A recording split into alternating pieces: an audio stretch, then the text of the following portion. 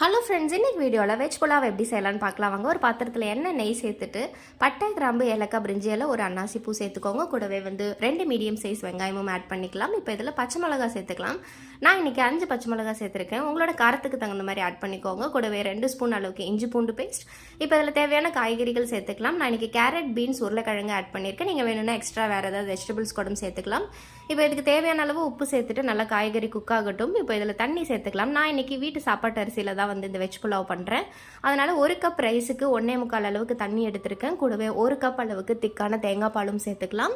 இப்போ உப்பு போட்டுட்டு நல்லா கொதிச்சு வந்ததுக்கு அப்புறமா நம்ம ஊற வச்சிருக்கிற ரைஸையும் ஆட் பண்ணிவிட்டு ரைஸ் இப்போ ஹாஃப் குக் ஆனதுக்கப்புறமா இதில் கொஞ்சமாக புதினாவும் கொத்தமல்லியும் சேர்த்துருக்கேன் ஃப்ளேவருக்காக. இப்போ தம் போட்டு இறக்குனீங்க அப்படின்னா சூப்பரான வெஜ் புலாவ் ரெடி. கண்டிப்பாக நீங்களும் ட்ரை பண்ணி பாருங்கள். இந்த ரெசிபி உங்களுக்கும் ரொம்ப பிடிக்கும்.